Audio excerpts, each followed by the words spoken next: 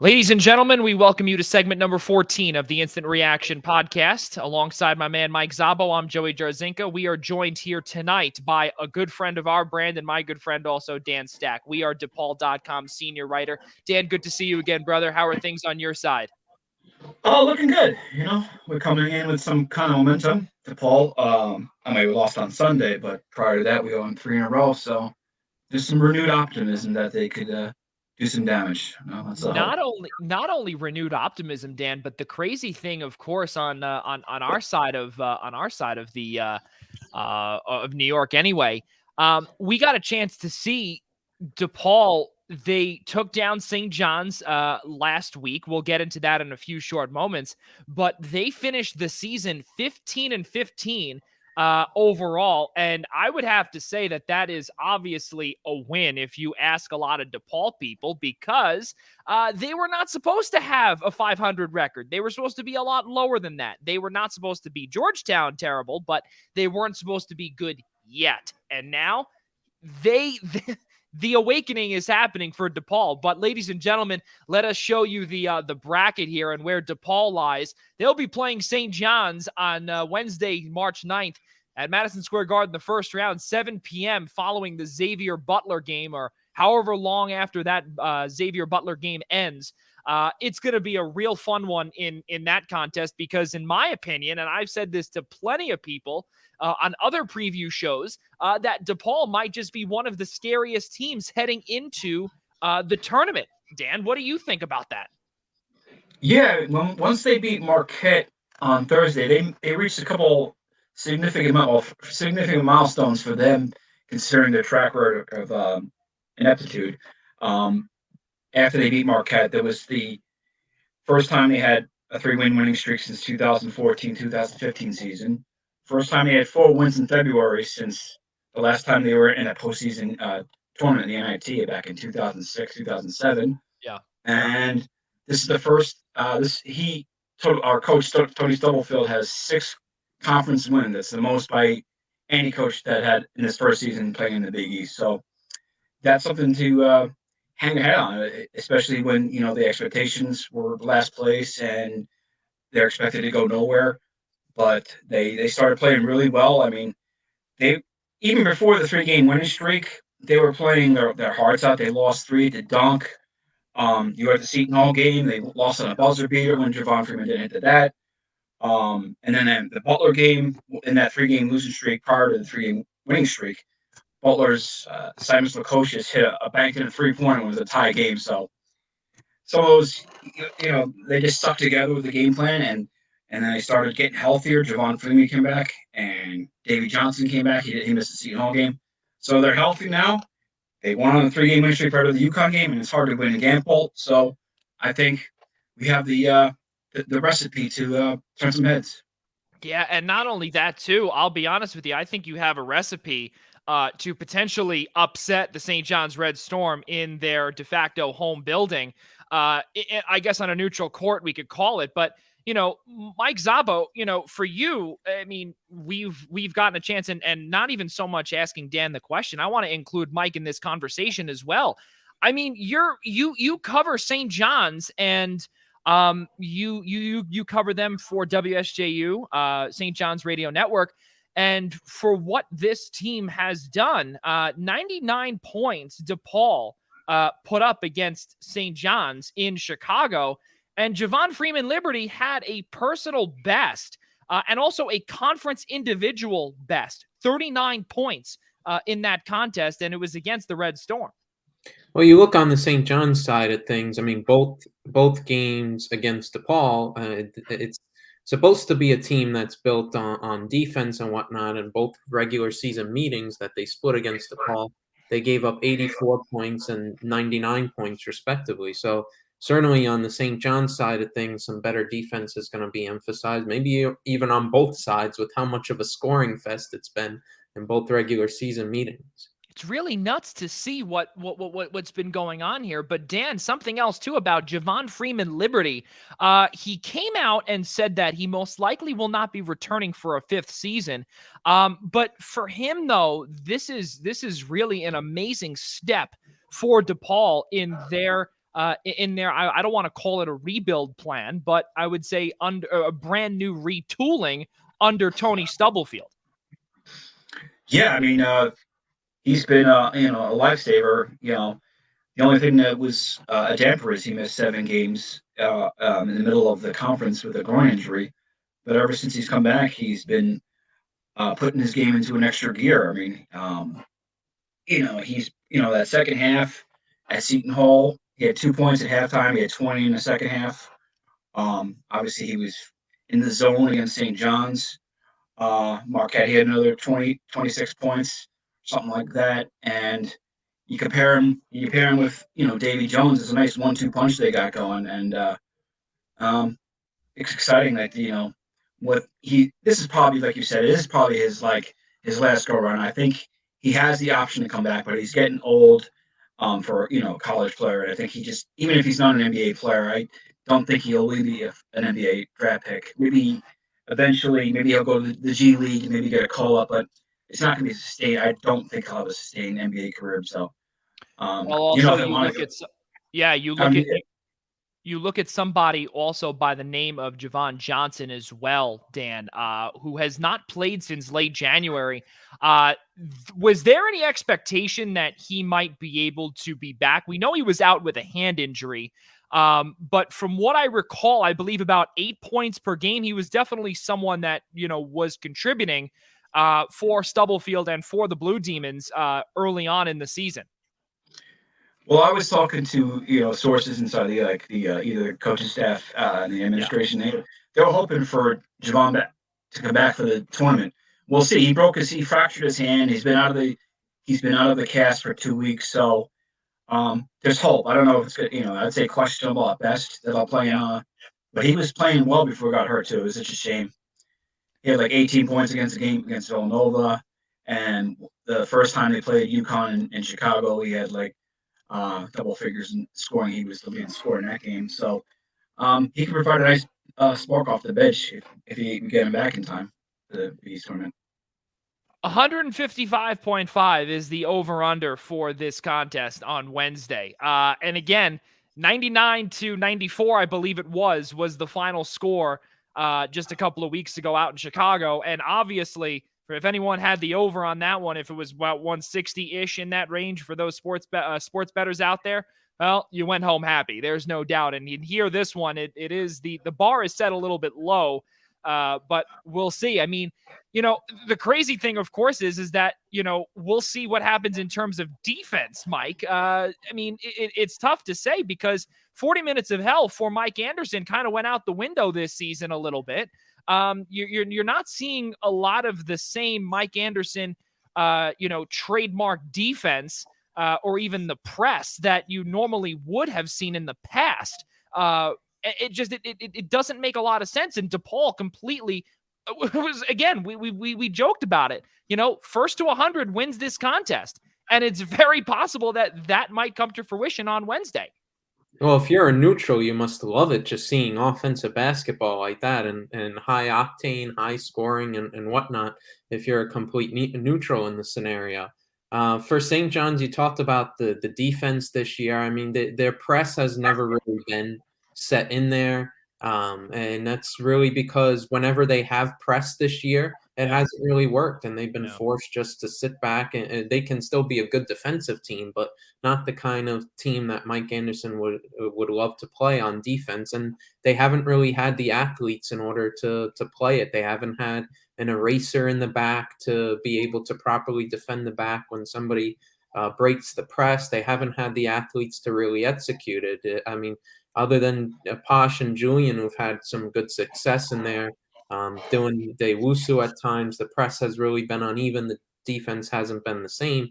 And that really showed out against DePaul, who really, they took advantage offensively. They were able to attack the rim really well. Had a couple of hot shooting hands as well. David Jones coming back in that game really helped also. And then Freeman Liberty just with another offensive masterclass.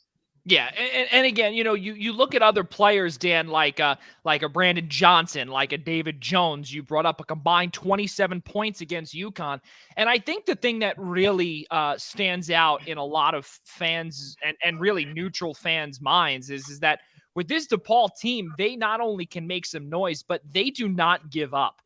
In the second half, you saw that the margin was +4, regardless of the score. They outscored UConn in that second half, 39-35.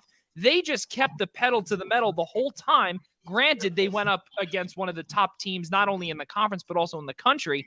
But again, stuff to really look forward to as a DePaul writer, as a fan, as really as a as even a conference fan as well, because the moment DePaul does better, the moment Georgetown does better, the whole conference does better, and that includes literally every single team within.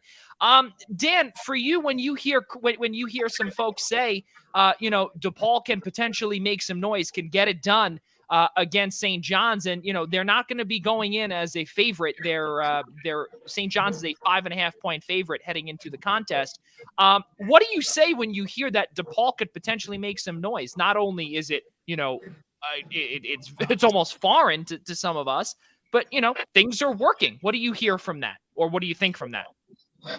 Oh, they definitely do. It all comes down to health. When they were losing, they were losing streaks inside the conference. Either Davy Jones or Javon Freeman Liberty were hurt. I think, like I said, Freeman Liberty missed 7 games. Yeah. And Jones missed 3. I think there was no overlap, so they've only played. So they had 10 missed games. They only played 10 games together in conference play.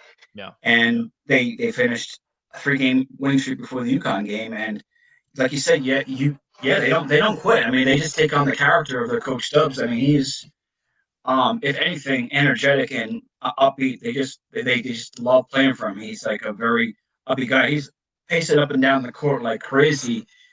He's very fun to watch on the sidelines, and they just take on his character of never quitting and hustling.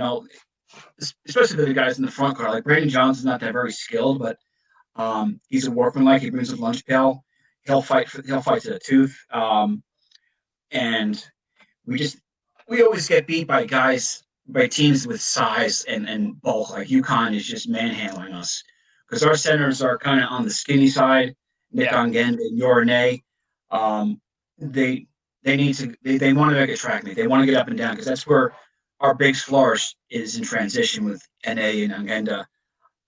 So that's what I'm like. I kind of like the matchup against St. John's because they like the press, and our guards and Davy Jones love playing downhill. They just want to head of steam, look for contact, finish, or ditch it out. So I love the idea of pressing because we're healthy now and we got a little bit more of a bench. So I think this is the game plan of attacking that zone, not just breaking it, but finishing it on the fast break. Mike, I want to go back to you here on the St. John's perspective. And, I'd love to hear your thought on how to, take down this DePaul team. What do you see here that Julian Champagny and the entire crew has to do, what they have to do to get the job done against this? I don't want to call them red hot DePaul team, but they are hot. I think it's really just being more connected on defense. I mean, the 2 regular season matchups that they had against DePaul, I mean, offense wasn't an issue. You score 84 points, you score 89 points and then 94 points respectively. So offense isn't the problem here. It's really, and it wasn't the problem on February 27th in that 99-94 loss. It's just being more connected on defense. For just taking the last matchup in Chicago, they need to be better in terms of their defense around the rim. There were way too easy looks. DePaul was able to penetrate very well in there. Granted, they also had some hot shooting nights. I believe they had like 7 3-pointers as well. But most of their success was through the paint. There was just not good enough paint defense from St. John's, and you just need to be more connected there. You draw some charges as they're coming in transition, generate some turnovers. They just need to be more connected on that end. And if you continue to produce offensively the way they have in the regular season meetings, they should be able to come away with the win. Dan Stack, for you, going up against this St. John's team, going up against the guys like, as we brought up, Champagny, Posh Alexander, Aaron Wheeler, who's another one that we brought up a little bit a while ago on another segment here on the Instant Reaction about how we've heard a little bit of a quote-unquote big three now with Aaron Wheeler joining that party. He's been a little bit of a load for some opponents to handle. But now with DePaul, again, now you've got obviously matchup number 3 of the season. Both teams have a win each, both on their home court, and now you're playing on a neutral floor. Any advantage, or do you see anything that, or really, I'll restate the question. Is there an advantage in Madison Square Garden for either opponent, for starters? And also the second part of the question is that how do you stop the aforementioned trio of St. John's? I don't really see a big advantage. I mean, they know the court well, but I mean, I don't think we're going to get a big crowd, and every fan base gets a lot of sort of tickets, so there are going to be other fans there as well, and I think it'd be a nice atmosphere. I think that you're going to get a good amount of St. John's fans, but usually when we're the underdogs to ball, everybody other's fans start to root for us because we're the underdogs, so that happens a lot. In any way, but yeah, like Mike was saying, it's also defense for us. I mean, that first game, Aaron Wheeler was just dunking he had like 4 dunks in the first 4 minutes. There was like no interior defense in that game at all. And Champagne, he was fantastic. The first game I saw him in January, he went for 34 and 16, I think, and he put up his points in the game in Chicago, although he didn't shoot that well from the field. And Posh is an X factor who can always go off either offensively or defensively and spark that team. But yeah, I mean, I just think I think they have to go with the over here. I don't see the defense playing very well for each team. They're just very conditioned to play upbeat, up tempo, and just run with the ball when they get the chance. So, Dan, we're going to put you on the spot here. And what we've been doing with all of our writers this afternoon that went over each respective team, we've kind of put them on the spot to kind of fill out their bracket, if you will, kind of a pre-March Madness conference tournament bracket, if you will. And we're going to ask you this, Dan. We're going to put you on the spot, unbiased predictions. You can go from top to bottom. Who do you think is going to win Wednesday, Thursday, Friday, and all the way to the final? Well, I got Butler. I mean, no. Xavier winning that game because they're on the bubble, and I think they still might get in, but they gotta get that game. So yeah. I say Xavier wins that one. I don't know if it's my heart that's making this, but I'm picking DePaul to win. I just think. Javon Freeman-Liberty is just in a different gear. He didn't get first team. He's going to be angry about that. Yes. Especially when going against someone like Julian Champagny. He's also a great defensive player, so he may be on him a lot. But I'm going with them. Georgetown's toast, I think. Pat Ewan's a dead man walking. Seton Hall is going to win that. So we got Providence. You know what? Providence, Xavier, and then Creighton Marquette. I'm going to pick an upset. I'm going to say Xavier beats Providence. Wow. They got so much talent. I mean, a lot of people are down on Steele's ability to coach, but I think he can get his team ready for that. So this guy always will beat upset. So I'm going to say Xavier beats Providence. And then I like Marquette. Yeah. I like Marquette because Lewis is also playing out of his mind lately. Yeah. Creighton's they're going to be hurt by the loss of Nemhard. And then. All right, I gotta go. I'll pick Villanova even though I don't want to. I like that. There's no rational way I can say why, so I'll just say, all right, Villanova will win that one. And then Seton Hall, UConn. That's a good game. That's a really good game. I say UConn. They're playing better down the stretch. They've got them coming together lately, especially with Sinogo and Cole and Martin. Yeah. I'm going UConn. So Then we got UConn Villanova. Yeah. Yeah. UConn Villanova, and then you said Xavier and Marquette. So I'm gonna go with Marquette on the top line. Okay. And then I'll say UConn. Marquette, UConn. Okay. And I'll say the champs are gonna be UConn. Let's go with that. Okay. Well, that's pretty good. That's definitely something a tiny bit different than what Mike and I heard today from a few folks, but I mean, hey, listen, it's gonna be a fun battle on Wednesday night. It's gonna be a fun tournament, Dan. It always is. Mike, any last questions for Dan before we let him go in terms of the DePaul route? Because since he's got to talk about the Blue Demons and of course preview them. What else you got? I feel like one thing we should mention, we mentioned a bunch of players, the importance really at the point guard position. Now is Jaylen Perry coming over, who may not always be the most talented, producing the most offensively, but does contribute well and has provided some solid point guard play. How important has that relationship between him and Stubblefield, having been at Oregon when Stubblefield was an assistant last year? How important was that relationship between them two coming over to DePaul and starting to set up this culture, knowing that Terry's going to be around too, only a sophomore, will be around for a couple of years? Yeah, he's got that relationship with Stubblefield. He loves playing from. He works hard for me. He knows what he's looking for in a player and a point guard.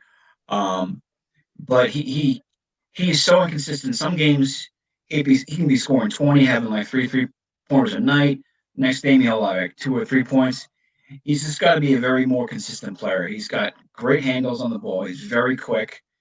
He's got a nice 3-point shot when it's going. The only problem with him is he's kind of tiny. He's 6 foot. I don't know what his weight is, but I think it's under 200 pounds. I'd say like 170. He gets pushed around in the paint a lot. I think Posh beat him up in the paint. They like to post up Terry when they're on defense. The only thing is his man-to-man defense when he's in the paint trying to guard other guards is pretty lackluster. That's something he's got to work on. That and consistency. But he's a real spark, and he's had some highs and lows, but he's a real part of the future of DePaul. Well, ladies and gentlemen, of course, we got a chance to have on Dan Stack. We are DePaul.com senior writer. Dan, thank you so much for coming on here tonight. We really appreciate it. And of course, we'll see you on Wednesday night. It's going to be tons of fun. I can't wait to get there. Absolutely. All right, ladies and gentlemen, that concludes our segments of the Instant Reaction Big East Tournament preview show alongside Mike Szabo, Dan Stack. I'm Joey Jarzynka. For all of us here at the Blackjack Media Group and the Eastern Observer, we'll see you next time.